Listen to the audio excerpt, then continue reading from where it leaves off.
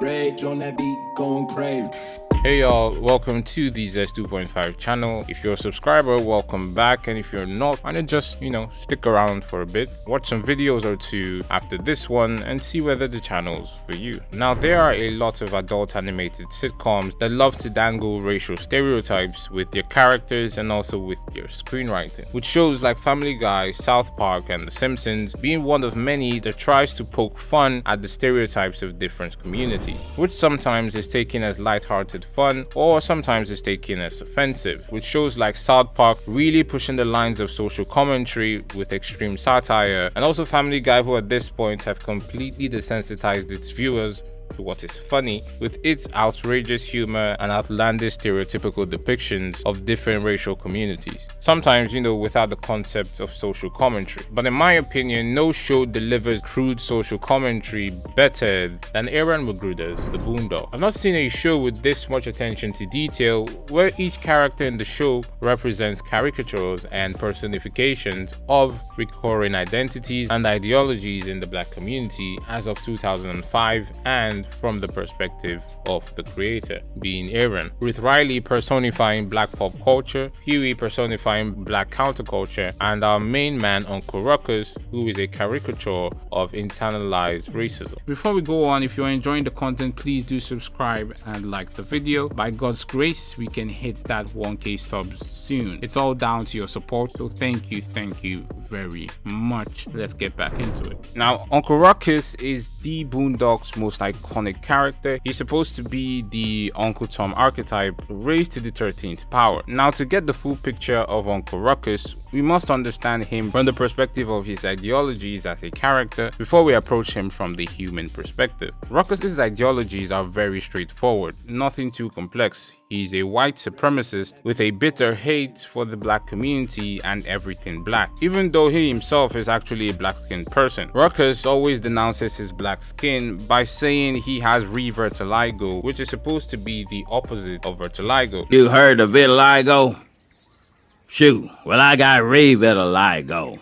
Every year my skin just seemed to get blacker and darker and blacker and then more darker. Now, Ruckus in literature is what is called a one-dimensional character. His views and perspectives does not change throughout the narrative or throughout the show. For me, Ruckus is a visual depiction of self-hate and self-loathing. In my opinion, his hate for the black community transcends past the psychological sense even to the existential sense. The character might come off witty and sometimes funny, but Aaron uses Ruckus in each episode to constantly challenge viewers to confront racism and prejudice through a satirical lens. Every part of this character, I feel, is exaggerated, from his constant use of racially charged language to his outrageous and politically incorrect statements. In my opinion, Ruckus is one of the most well-crafted characters in Boondocks. There is nothing about Ruckus that doesn't really have context to it, from his character design to his name to where he lives, and even his work ethic has a deeper meaning. The standout, I think, is his character design. Ruckus, though being a white supremacist black person who actually believes he is white, somehow has the darkest skin in the entire show, with him having the most off-putting character design. Here you can see how Aaron wants you to simply understand what this character is. Everything about Ruckus, from his ideologies to the way he looks, is supposed to instantly give you the impression of the character from the get-go. And if you notice, later on in season 1,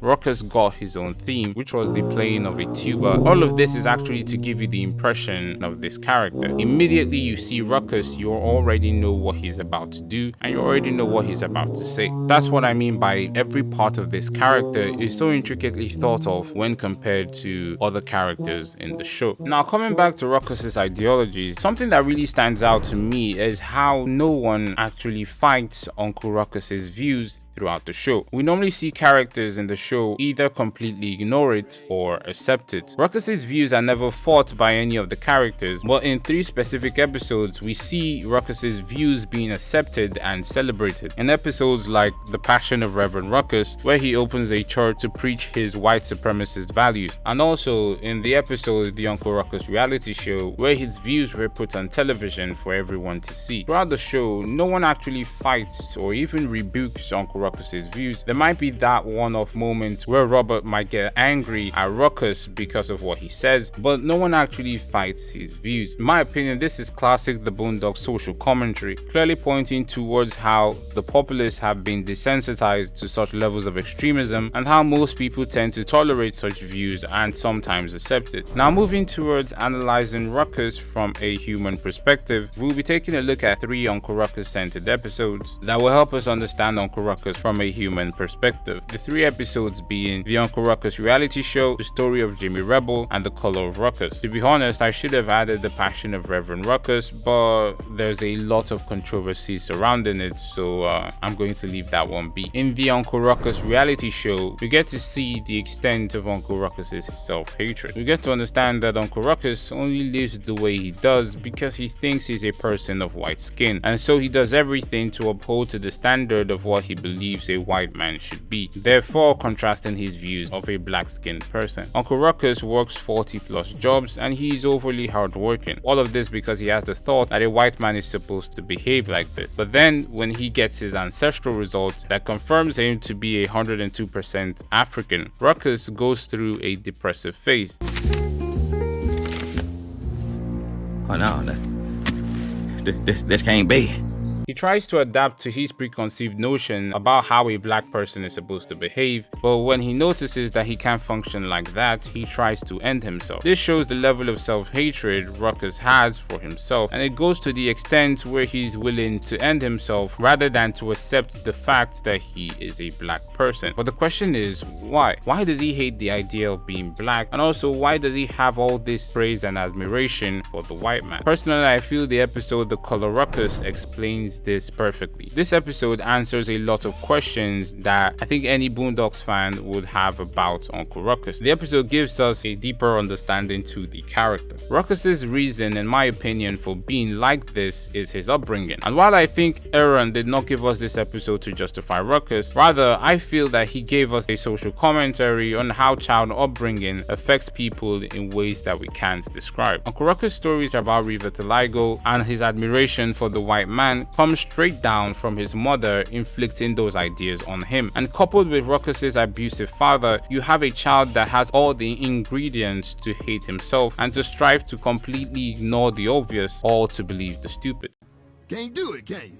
Look at what you did. All my kids is some damn Uncle Toms. And you the worst. A black who hates himself so much he can't even see what's in front of him in the mirror.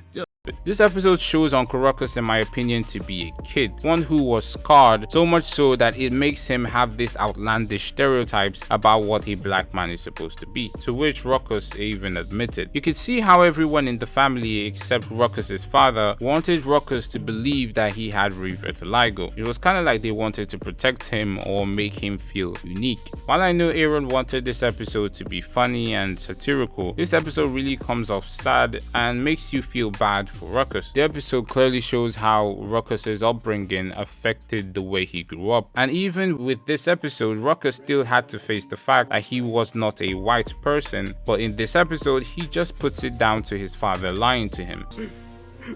I hate you. You're the reason why after I say the name Ruckus, I always say no relation. I am adopted. I am adopted. In 2 specific episodes, Ruckus had to face the fact that he was not a white person, but in these episodes, he's unable to process that fact. Uncle Ruckus is actually a well-constructed character, to be very honest with you. Now, the last episode we will be looking at is the story of Jimmy Rebel. I find this to be one of the best The Boondocks episodes because this is social commentary at its best. Yes, tackling a very polarizing topic, but it shows how stupid the concept of racism is. Now, in this episode, we don't get to know much about Ruckus, but Aaron's message is why I added it to this video. The part that stands out the most in this episode was when Jimmy was done playing his new song that he made with Ruckus, and he felt that his fans would accept Ruckus because he was different, but that wasn't the case. In my opinion, this episode is showing that there is no unique reason or concept towards racism. It's just people being stupid. That, in my opinion, is the Boondocks at its best. Now, before I end the video, something I find very odd is how Ruckus has all these jobs but still does not look like he has any money. I don't know, I just find that very, very odd.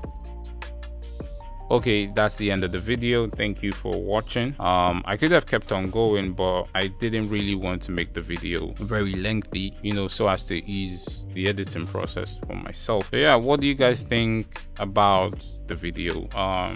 Do you think my views of Ruckus were spot on, or you have your own views, or you even want to object to what I said? Please do comment in the comment section below, and I'll be there to read it and to reply to it. Okay then, thank you for watching. God loves you, and I love you too.